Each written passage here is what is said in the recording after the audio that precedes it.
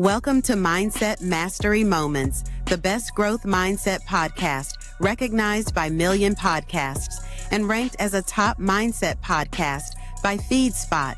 We're proud to be in the top 1% on Listen Notes. Join Dr. Alisa Whyte as we explore powerful insights and strategies to elevate your mindset. Let's dive in. Welcome back, disruptors, to another episode of Mindset Mastery Moments. I am your host, of course, Dr. Alisa Whyte, the number one mindset disruptor. And today's conversation is about something we all need to hear: how to turn adversity into your superpower. My guest has a TEDx talk with over 1 million views and has been featured on 8 magazine covers, starred in an award-winning documentary alongside Jamie Lee Curtis. And he is living proof that resilience and empowerment can turn the hardest season into a life of impact. In 2002, John Kippen's life changed overnight when doctors discovered a brain tumor, and surgery saved his life, but it left his face paralyzed. What could have ended his confidence and career became the very fuel for his purpose.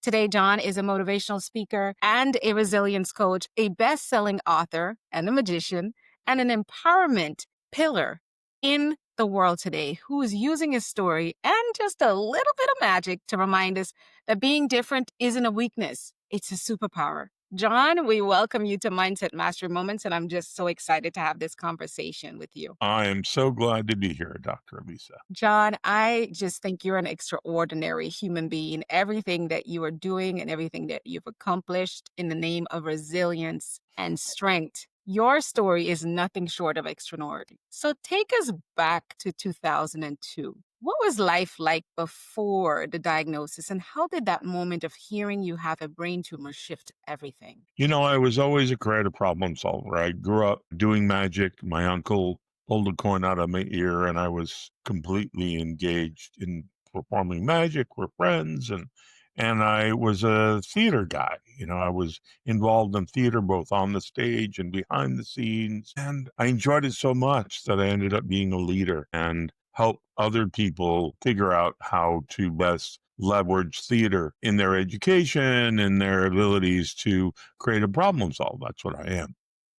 I built a computer consulting company out of college, and it's been serving me really well ever since. So when I was diagnosed with this 4.5 centimeter acoustic neuroma tumor, and the doctors gave me 4 days to decide if I was going to have surgery because it was displacing my brainstem and killing me. Mm. And, you know, that was just an incredibly difficult situation because the surgeons had no bedside manner, and they're like, "Look, you want to live? Mm. We're going to take it out, and Yeah. whatever happens, happens." And we're hopeful, but we make no guarantees. And so I remember going to the hospital the evening before and trying to get a few hours of sleep. And then 6 a.m., like clockwork, the orderly said, "Okay, get naked, get on this table. We'll cover you with a sheet. We'll roll you down the hallway." And there I am, you know, looking up at the fluorescent lights as I'm being rolled down into an elevator to the surgery floor. And I Mm. get to the surgical recovery, and nurse looks at me with her mask on and says, "Do you want me to shave your head now or after you're under?" And I'm like, "Please, after I'm under. I don't want to go through that trauma of hearing you literally shave the half of my head." Yeah. And they rolled me into the operating room, and, you know, 5, 4, 3, 2, and I'm out. And the next thing I know, I'm waking up in surgical recovery, and I had no idea how long it had been or whatever. And I wear glasses, and the glasses weren't with me. So as I came to, and it took a few minutes to come conscious, I noticed Uh-huh. my dad was sitting on the edge of the bed, holding my hand and smiling. I couldn't Man. Mom. And I asked for my glasses, and then I tried to put the glasses on and realized my head was bandaged. And so that was a chore. But once I got the glasses kind of cockeyed on, I looked around, and my mom was standing in the back of this Mm. face was one of horror. And what was going through her head was, what did these butchers do to my poor son's face? And at this point, I didn't know my face was paralyzed because I have full feeling. I just can't move it. Yeah. So my mom handed me her compact mirror from doing her makeup. And I looked in the mirror and I went, holy cow. And the next time I saw the surgeon as he was coming to check on me, I said, when's my face going to come back? He said, John, we have every intention that your face is going to start moving again. When we closed the incision, it created swelling. And we think swelling was causing trauma on your facial nerve. But as the swelling went away, so the facial nerve could come back. So Yeah. I was hopeful, Right. but the longer it went, the longer I realized that I was gonna be stuck with a facial paralysis. Yeah. I looked at surgical options for plastic surgery Mhm. I just didn't wanna go under another surgery. I was Yes. I was able to, through performing magic, and I hid from cameras and mirrors for over 12 years, shrouded all the mirrors in my house because I didn't wanna wake up brushing my teeth and be constantly reminded of my Exactly. facial paralysis. So I stayed home and I ran my IT company from my house, which I Yes. fortunately could do. But I missed so many celebrations with classmates and friends and weddings, and I just didn't feel comfortable going out and having to explain over and over and over again why my face is paralyzed. Yes. And it was easier just to stay home. Mm. And I went to dinner by myself one night at a Tony Mhm. Roma's near my house, and I was sitting there in a booth, and the booth in front of me had a family with a kid and 2 parents. Okay. And the kid was 5 or 6 years old, and he was restless, and he turned around and was on his knees facing me, looking over the bench. And he kinda tilted his head, and then he got up and he walked over and he said, "Mister, what's wrong with your face?" Uh, And I decided that in this moment, I was gonna share the truth with him. uh, So I said, you have a great question. I had a medical procedure that caused me not to be able to move my face, but it's my new face. And I'm uh, fine. Well, it's different. And it's different just like yours. And without missing a beat, this little boy grabbed his fingers and started to manipulate his face to try to distort it to look like mine. And he turned to his mom and said, look, mom, I can do that too. adorable. Yeah, and his parents didn't know what to make of it. They And wanted they to didn't know go if up. they should feel bad about it or all the adult brain that comes Yeah. on. I mean, her mom literally interrupted the conversation by grabbing his arm and pulling him back to the table and said, "This man has enough troubles already, just leave him alone." And that's what really gave me that courage to just have a heart to heart with this young man, and I knew Yeah. that I was eye level with him, and his acceptance of the truth was just so refreshing. Yes. That his mom and dad looked at me with this look of shame, like, how dare they keep their son from learning a valuable lesson? Exactly. But the thing is, the child was teaching us adults a lesson. Exactly, yeah. It's no biggie. It's no thingy. It's just different. He just wanted to know why. Yes. Once he knew why, he was fine. He went back to playing with his toys and eating his dinner, and it's like nothing had happened. He had no judgment. And that's the thing I love about spending time with children and in child's play. Tell people not to be creepy, but when you can, observe, find a way to observe children at play or at work is because their play is really their job and there's so much growth happening. But just listening and seeing how quickly they move past things, that resilience. He was showing you that, you know what, I could do my face like that too, which is saying it's normal. Yeah, Different is normal is what I'm getting off of that. And I spent a lot of my years working with young children. And so I can't tell you how much healing and revelation and growth I benefit from spending time with them. So absolutely. what was your next thing? What did you feel in that moment? And what did you do with that information that you got in that experience? It gave me the courage to start going out Mm, because now I could provide lessons to people. yeah. The if you do a TED Talk, they say, "We want one idea." They don't want a whole bunch of ideas. One thought, one idea. So the Mm, title of my TED Talk was "How to Treat People Who Are Different with Respect and Compassion." I love that. That was the message of my TED Talk. I love it. And it was a great TED Talk too. Thank you. But it was really my exploring magic again as an adult Yeah. that gave me the ability to tell stories and use magic as a metaphor for my messages. Mhm. Really connect with people. People would be curious about my face, and that would distract them from the magic. So I would start my shows with, "Hi, guys. Happy to be here. My name is John. I've been doing magic all my life. But in 2002, I had a brain tumor. Mm. And when they cut out my brain, they traumatized my facial nerve, hence the paralyzed face. Mm. But something happened to me on that operating room table. Now, I'm not sure what it was because, of course, I was unconscious. All I know is I recovered. I realized I had acquired some new skills. Mm. And then I would pause and wait for the audience to get on the edge of the chair, wanting to know what possible skills I could have acquired by having surgeons mucking around in my brain. Mm. And I would look to my left and my right like it was the biggest secret. And I would lean in and whisper in a loud voice, "Guys, I am able to visualize people's thoughts." And then I would do some mentalism or mental magic.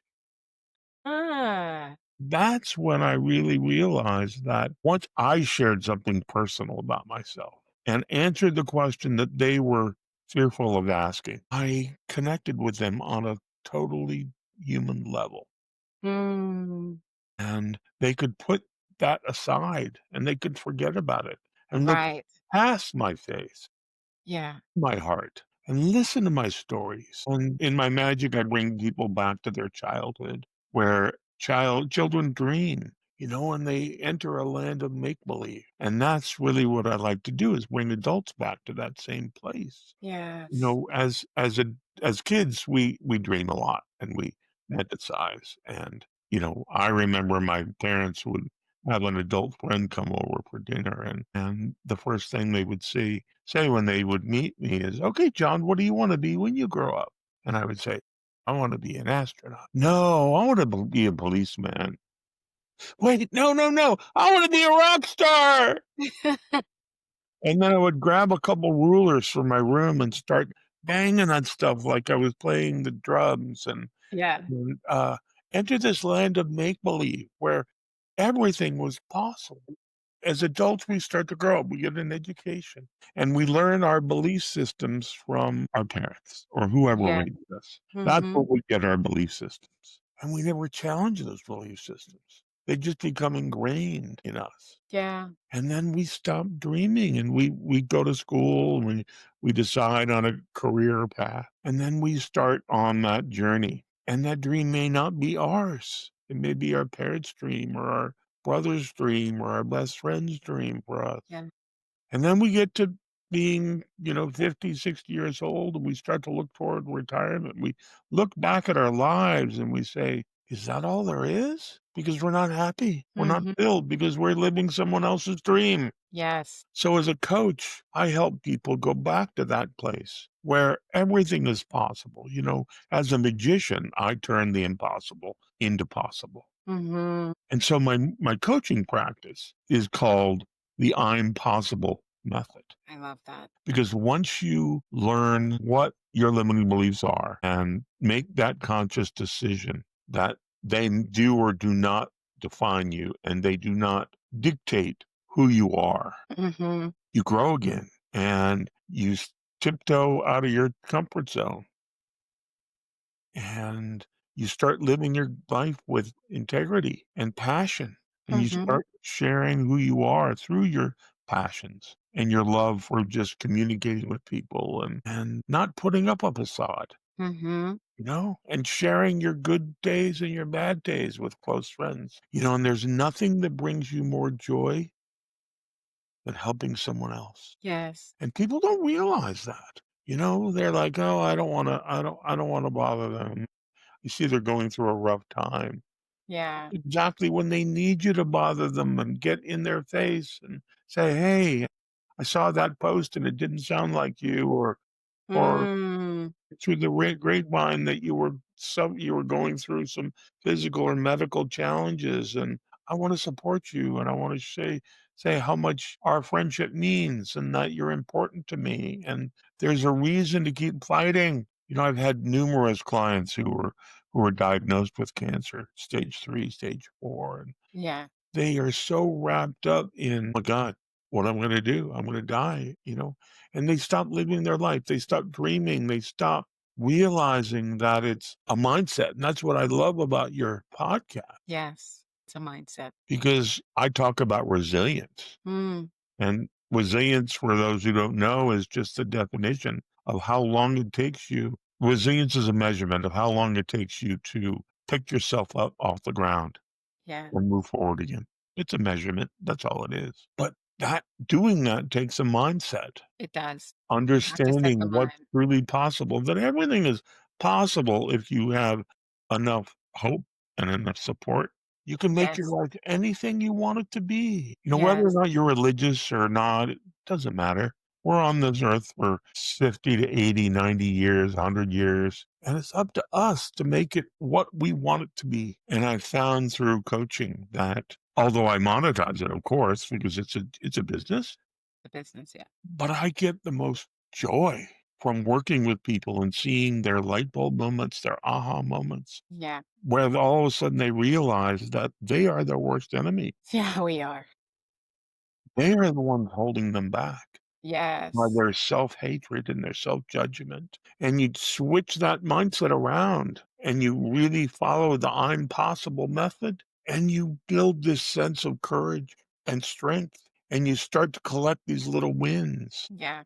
I talk about my tripod method, and my tripod method basically is you go back in your life to a time where you were up against a wall, you were up against a challenge that seems insurmountable. Yeah. You did it anyway, and you walked across that line, and whatever it was, you conquered that fear. And you look back and you said, "Hey, that wasn't so bad after all." We catastrophized Yeah. things much worse than they ever could be. But then what I share with my clients is that what they need to do is take a single word and assign that word to that feeling, to that experience, that feeling of accomplishment where they actually beat the odds and they Mm-hmm. actually came out the other way. And what happens is you say to that word to yourself when you're up against a new challenge, tripod, tripod. And it's like magic that what happens is your body releases these endorphins. That Mm. fills you with hope, fills you with determination so that you can cross that line, tipped out of that comfort zone and achieve what you didn't think was possible again. Yes. And the more you do that, the better you get at taking risks. Mm. I'll shut up now. I know you have questions. Oh man, but you're almost answering so many of the questions that I had coming into the interview. I'm just sitting here and soaking it up Well, as you were. I am a mind reader, so I can. You are. I promise you are. I'm sitting here. I'm like, okay, there goes one of my questions. There goes another one of my questions. There goes another one of my questions. But the thing I love that you talked so well about resilience because it could be such a buzzword, and I love how you formulated the definition of that. It's just a measure, Yeah, right? Because your life shows resilience. It showed up in the whole, dealing with paralysis and facing the mirror to begin with. But still, you're saying, I am here with purpose. So for me, that definition, I don't know what else I could ask for because I have a thing that I say, John, and it's we make things that don't matter as much matter a whole lot or yeah, sometimes just too much, right? we And do. so the people are like, you have to get her, I'm trying to be resilient and she needs to be more resilient. That means, okay, but they don't even know what they're talking about. But when you come up with such a simplistic definition, then you focus more on doing what is necessary so that the time span, because again, like you said, we're only given so much time on the earth, and a lot of us don't even know how long that is for us. But on average, 60, 70, 80, 90, 100, whatever. But still, it looks like a lot of time until it starts chunking down. You graduate high school and then you wake up one day and you're 45. But you are also a coach and you speak to all the audiences all over the world. When someone says, John, I feel broken, I feel like I'm too far gone, I'm too damaged, what's one of the first mindset shifts that you guide them through? I help them with their vocabulary. Talk to me. Come on, you're speaking my language. I challenge them to remove one little three-letter word from the vocabulary. And that three-letter vocabulary word is try. There is no trying. There's you do it or you don't do it. Don't. Come on now. But try is a crutch. Try is an excuse. Try Mm-hmm. doesn't belong in anyone's vocabulary because it gives you an out. It gives you a reason to give up and say, Yes. well, it was too hard. I tried, but you know, and if I hear a client use that word try, I immediately stop them. And Mute. yeah, it just It's like a bleep. You bleep it. It's bad. it doesn't belong in our vocabulary because like Yeah. It's there no is help. no try. I live my life, Dr. Alyssa, Mm-hmm. feeling that it's better to ask for forgiveness than Mm, forget. love it. And that has bit me in the butt numerous times. Of course. Yeah. If you cross a line every once in a while. Yeah. But it has given me the most amazing life experiences that I talk about in my book, Playing the Hand You Were Dealt. And if Yes. you get to the end of the episode here, you'll get a chance to download a free PDF copy of this book because it really talks about some amazing stories of things that I accomplished. That you read the book and you go, no way, he's making this stuff up.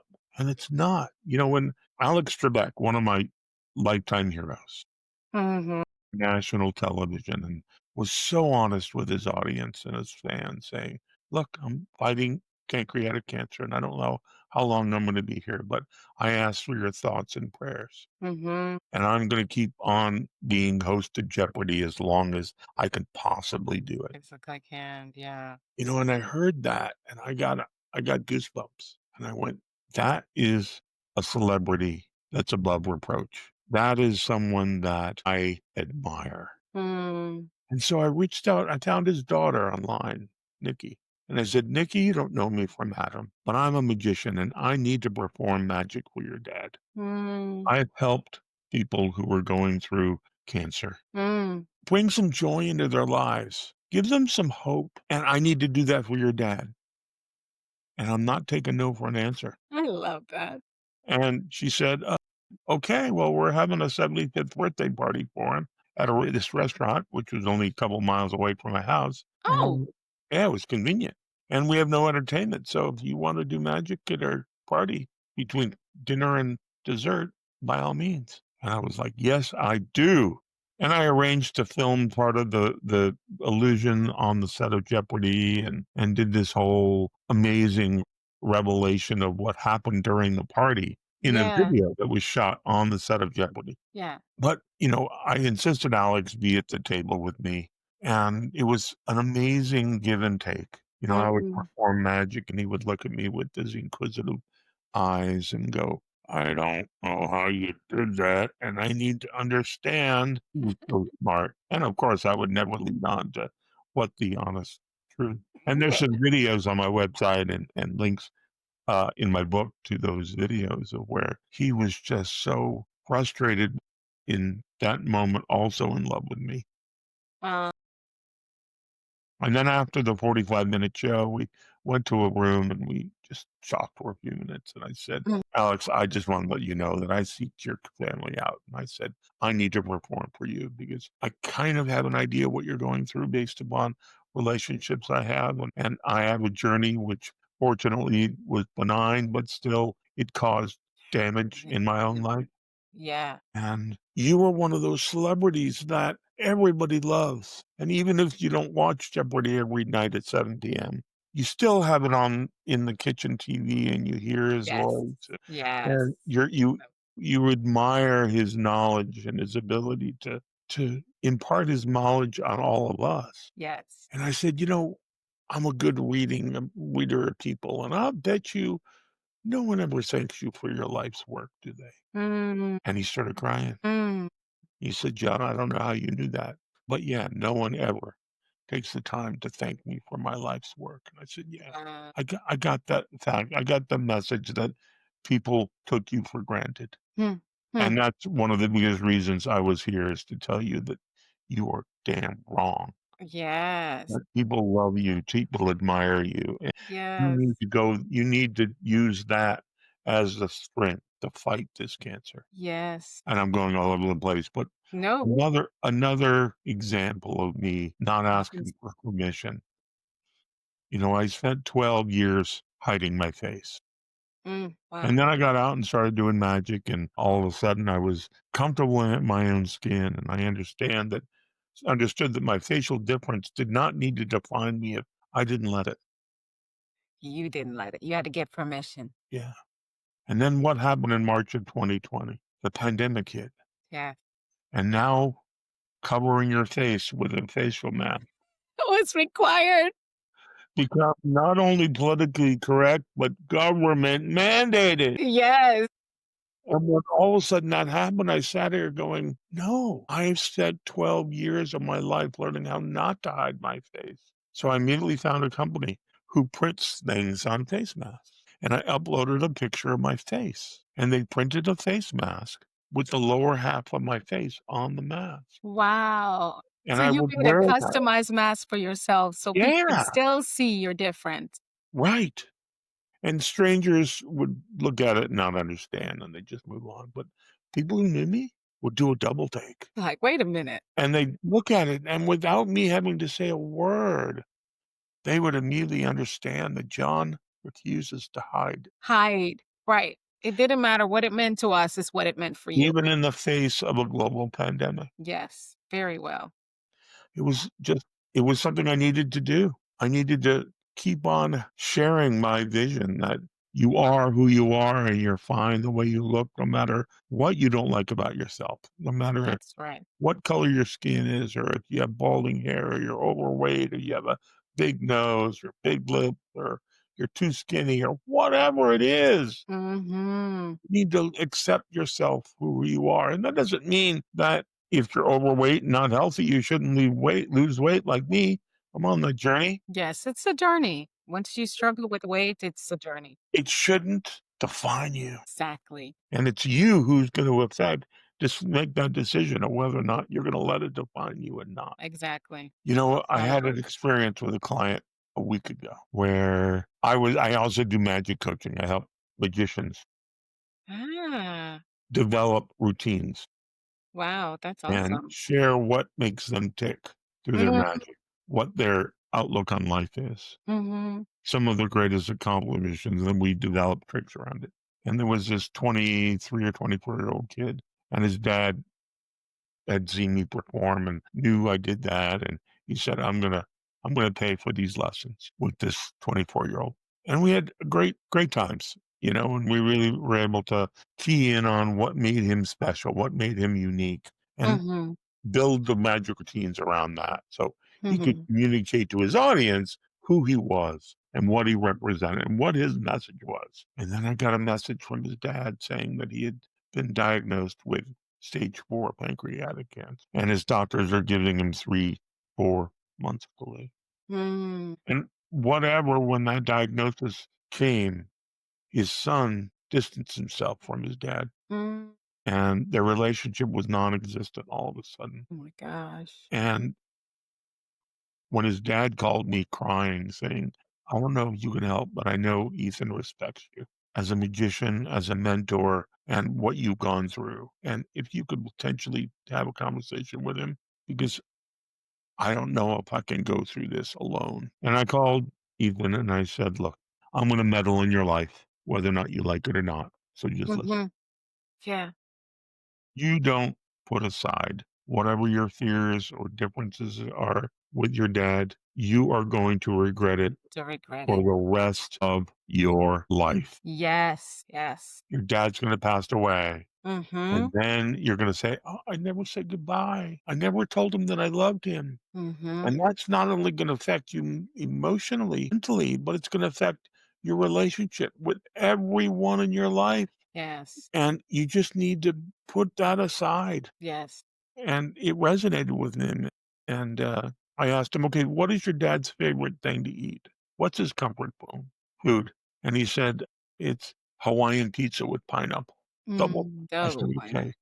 Tonight, go and buy a large Hawaiian pizza with double pineapple. Show up at his house unannounced. Walk in, set it on the dining room table, and just have a meal with your dad. Yep. That's all. Just be present.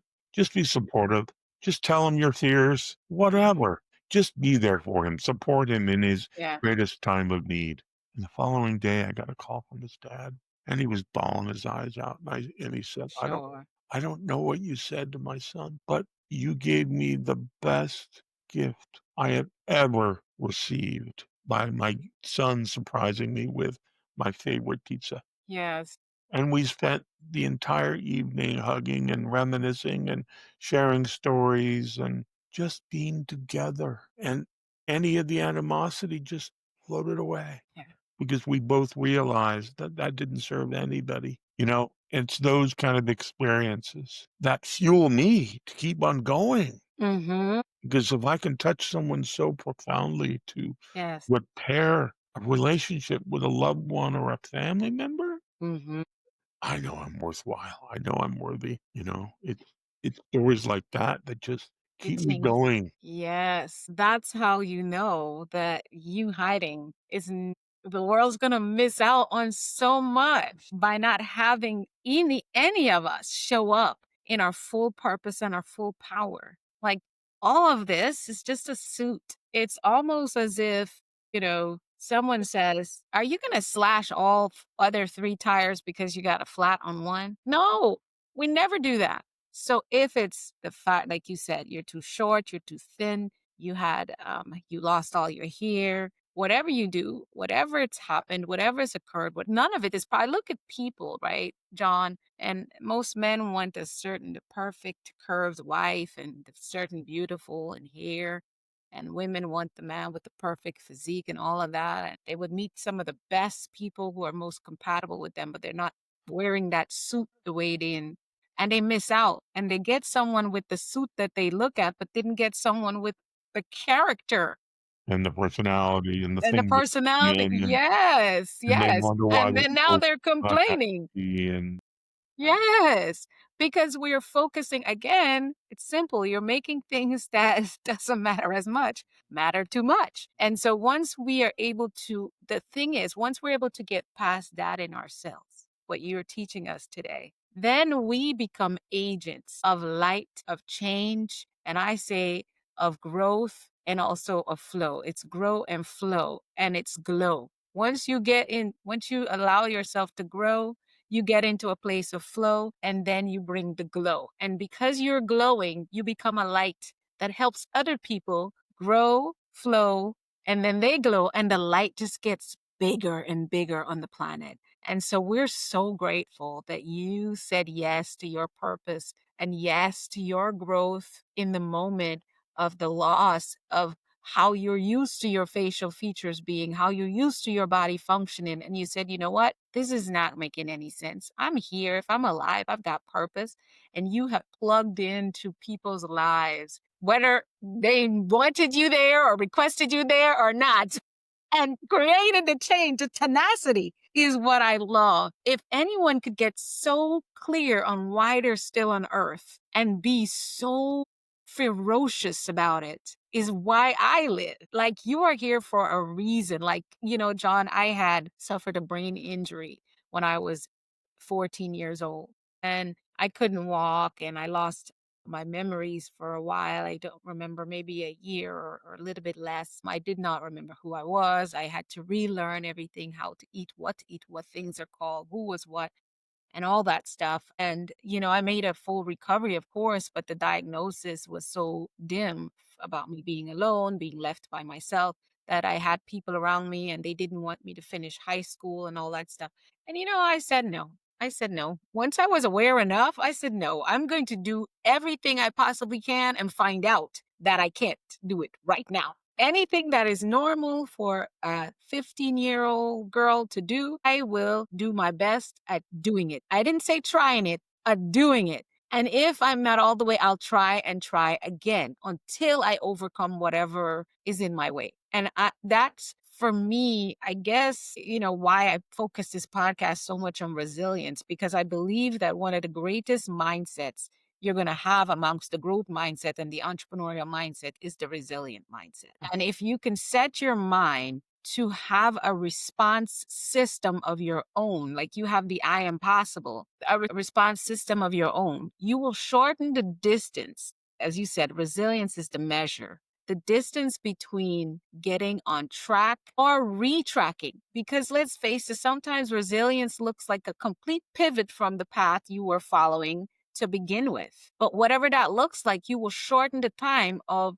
I'm not telling anyone not to grieve a loss of whatever it might look like in your life. Do, but give yourself a time frame by having a clear set of steps. And this is why John's coaching and the coaching that we do is so important, because one of the shortest ways you're going to make it in life, there's only one cheat code, and it's that of a mentor. Yeah. Everything else is made believe. You're going to have to do the hard stuff, but a mentor giving you real time, and I say the word real time game, and helping you from a place of experience of achieving said goal, of being resilient and winning is your cheat code. That will help your measure of time of stumbling through what to do and how do I get through this and how do I get to the other side of this is going to shorten by leaps and bounds. And yes, I am telling you, if you're listening or watching us and you're something similar or something that when you hear John's message and his story and his journey,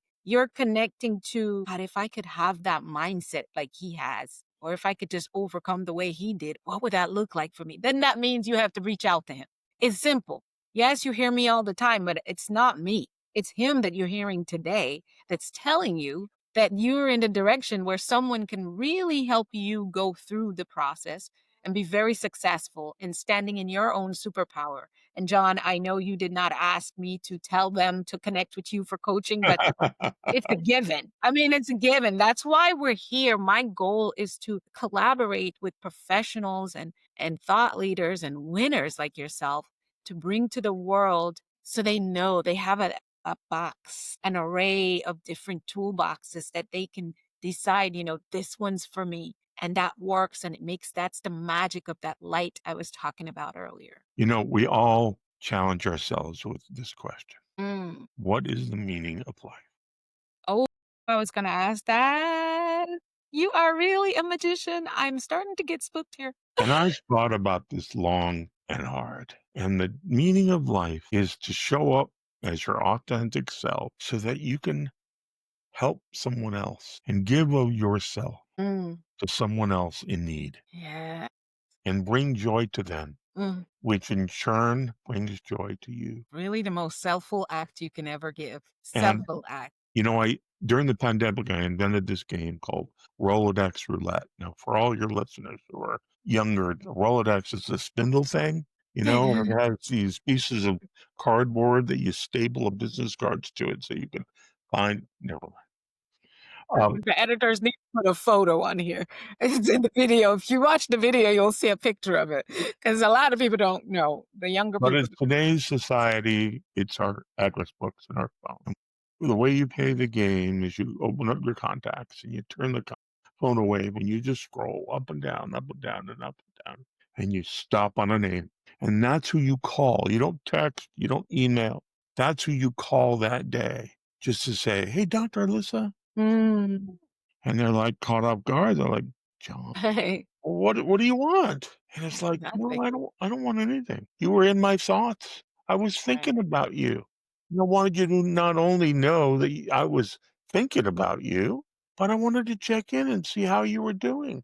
And you'll be amazed that the conversations start. Well, I don't really have time for this conversation right now, and then you just start reminiscing on fun memories of your relationship with that person. All of a sudden, they make this call a priority. Mm-hmm. All of a sudden, an hour passes, and you're both laughing and crying and just telling stories. And they're like, well, we went to college. You remember so and so and this and that? And oh my God, I wonder how they're doing.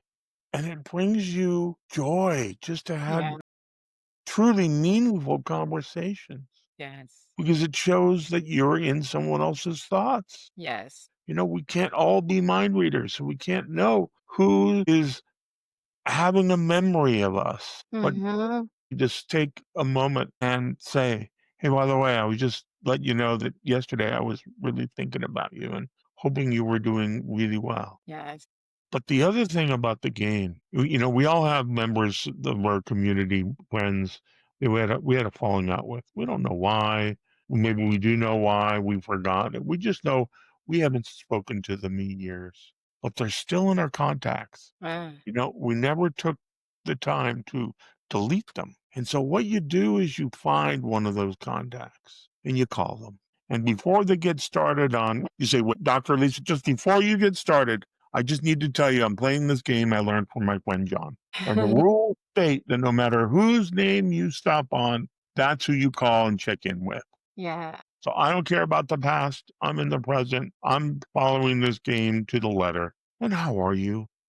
Mm, And what that does is, we all don't want to be the first person to reach out and mend that fence. And that mm, gives you that plausible deniability of having to be that person. It was happenstance. It was random that you landed on the name, even though you didn't, you selected them. And it diffuses the whole argument and the whole whatever happened in the past. And no one really cares. So many people you have conversations with don't even remember the reason why they true. had a falling So out with. true. Or they've grown and they've matured and it's no longer an issue, but they still don't want to be the person that reaches out and makes that first. I can't tell you how many relationships I've resurrected. By doing the Rolodex. Yeah. Wow. You know, So good. what we have in our lives, only thing that truly matters is the relationships with friends and family. Yes.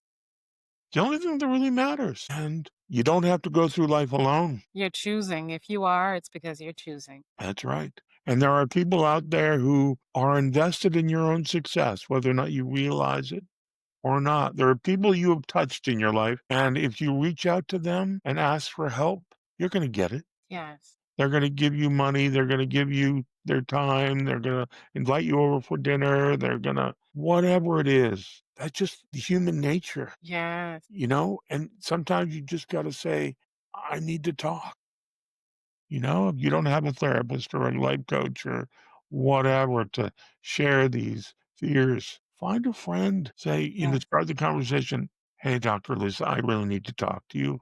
Do you have 15 or 20 minutes?" And they can't say no. And you'll both come out feeling empowered. Yes. So all we got is each other. Yes. I And agree. if you do that, the more you do that, the more you change our society one interaction at a time. Yes. Screw the politicians. Screw them. They're dividers. They're Screw the politicians. There's so they much are the we can divisions. control. We can't control. We can vote, and that's what we can do. That's it. Don't let all the rest be. It's not of your control out of that one. But we Really it is. can rebuild our communities. We can rebuild our world, Mhm. one friendship, one interaction at a time. Kind deed or word at a time. I And agree. that turns into a prophecy. What's the word? Self-fulfilling prophecy. Yeah, that Yep. everybody will start realizing the It's a power of, mirror. Yes. and they start doing it themselves. Yes. So, that's the message of the day. Ooh, I love it. Just be I love it. kind, be generous with your time and your experience. You may be really good at doing something that you can do with your eyes closed. Yeah. And may have someone in your life who struggles at doing that. And reaching out to that person has that skills, when they're not, it's in what they do, it's an attorney, it's a doctor, or whatever. Just reach out and ask for help. Yes. They're not going to say no. And if they do, it's not someone you want to surround yourself with. Anyway, they're not your people, I say. Find your They're not your tribe. people. They're not your tribe. That's right. Yeah, find your tribe. So I know we're getting close to the end. Yes, we are. It's been so good already. I'm sitting here like more, more, more. But we can We do have part two. Yeah, we're definitely gonna have to invite you back because there's so much more to go into. I have to ask you, John, with everything that you have accomplished and everything that you have overcome, what do you define success to be? Getting out of bed in the morning. Mm, That's it. just sitting here with that, letting that just I follow Mel Robbins all the time, and she has Mhm. the 5, 4, 3, 2, 1, Yeah. and I listened to that and I was like, there's some truth there. But you gotta your purpose comes from when you go to bed at night, spending a few minutes, 10 minutes, 15 minutes before you fall asleep, Mhm. just imagining what tomorrow could look like, Yeah. to dreaming again. Yes. And you let that cogitate while you're sleeping. Mm. And you'll find it amazing. You'll wake up to that alarm clock Yes. and you'll be invigorated. You'll be excited. You'll have all these new ideas on how to move forward in your life. And all of those obstacles that you had that you were stressing about seem so small now. Exactly. So that's really it. It's just learning how to get out of bed in the morning Yes. and ready to take the day on and achieve greatness because we all have greatness within us. Yes. Wow. That is just so powerful. John, what is your favorite way for our audience and our viewers and listeners to connect with you? Email me, john@johnkippen.com. Yes. Send me a message on Facebook. Send me a message on Instagram. Send me a message on LinkedIn. I don't do Twitter or X. Um, I no, I put an X through X. That's it. I just Me write too. on my line. Yeah. Go to Dot johnkippen.com com. Yes. forward slash free gift. It'll present you a form to fill in your name, your email address, and your phone number. And then you'll get an email immediately with a link and the password's right there. Password's John Kippen. It's not very difficult. Yes. And then you'll be able to download a color version of my book, which tells the story of me performing for Alex Trebek. It tells me a story about how I got to be such good friends with Jamie Lee Curtis. Curtis. Yes. Tells you how I got in trouble in high school by hacking the computer system. Tells you how I almost got arrested from trying to break into Evel Knievel's truck. Just amazing, some of the amazing illusions I did in magic, where I made signed playing cards appear in the strangest places in an out burger bag. The next episode, we want you to do some magic if you can, just a little bit for On us. the mirror of, I met this couple who won America's Got Talent, Paul Zerden, in 2025. No, Mhm. 2015, I'm sorry. I was performed where he and his fiance was in his Vegas show, and her name was Robin, and I did a trick where I had her sign her favorite card, and then it disappeared and ended up in a sealed envelope and a wallet. And I got this great idea, and I won't explain how I did it, but they flew back to Vegas from LA the next morning because they had a rehearsal. And when Robin walked into the dressing room, she found her signed card on the makeup mirror in the dressing room 11 hours after we had left the castle together. And I share how I did that. And the lesson that, and normally magicians don't reveal their secrets, but But you did. I revealed this one because I had to enlist the help of a guy who worked at Burbank Airport in the counter to counter section. He was Uh, the only person standing in the way of Close enough. my dream. I love it, and you got him moved out. I did. That's what I absolutely Finally, I said, love.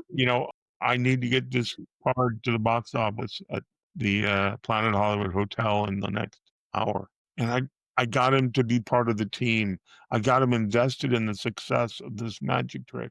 And finally, he looked around and there was no one around other than us. And he said, all right, give me the card. And I slipped it through the slot in the window. And he said, wait here. And he put the card in an envelope, wrote a note on the envelope, and ran out onto the tarmac and climbed one of those stairs to that Southwest jet was about to take off bound for Vegas. And the plane took off and I got my car and I got my phone and I hired a courier for $50 to pick the card up at the airport and drive it to the box office. It got there 10 minutes before the rehearsal started. Just doing creative stuff that proves that the impossible truly is possible Yeah. if you put your mind to it. If you have a mindset that you can achieve anything you can dream up. Men can fly. Men can Mm. go to the moon. Women can go to the moon. People can run a minute mile, Yes. and it just takes perseverance. It takes not taking no for an answer. It takes dreaming. It takes this grit and determination to achieve those dreams. Yes. Absolutely. We are so powerful, and yet we let our limiting beliefs keep us from trying Yes. and succeeding. Mm. And that's what I'm all about. It is. Goodness, we Lead by gotta have it. example and let people feed off of my passion and my storytelling and what I've accomplished in my life. Understand that they're as powerful as I am. Yes. Happiness is a choice. It's a choice. Joy and peace, it's a choice. Yes, absolutely. John, thank you so much for reminding us that what makes us different is what makes us powerful. Your story is just one that's just filled with courage, creativity, conviction, tenacity, authenticity. And I know that our listeners are walking away with a stronger way of taking on life. My two mottos before you end. Yeah. Number one is being different is your biggest superpower. Mm-hmm. And number two is feed your heart with your art, Feed your heart with your art. I love that. I love that. because that's how you attract others to you, Yes.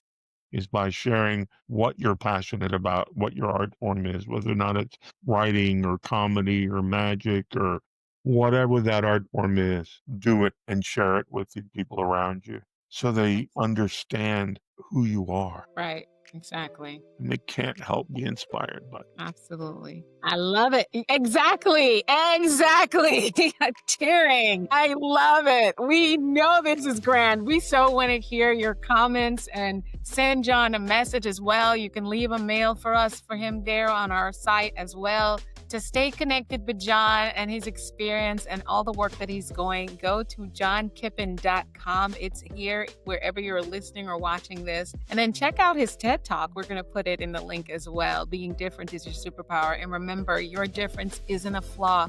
It's the very thing that will set you apart. Disruptors, keep mastering your mindset. Think, speak, do become. I'm Dr. Alisa with my co-host today, John Kippen. We will be back with another episode, so look out for John again on Mindset Every Master Moments. We'll see you next time. Bye-bye. Bye.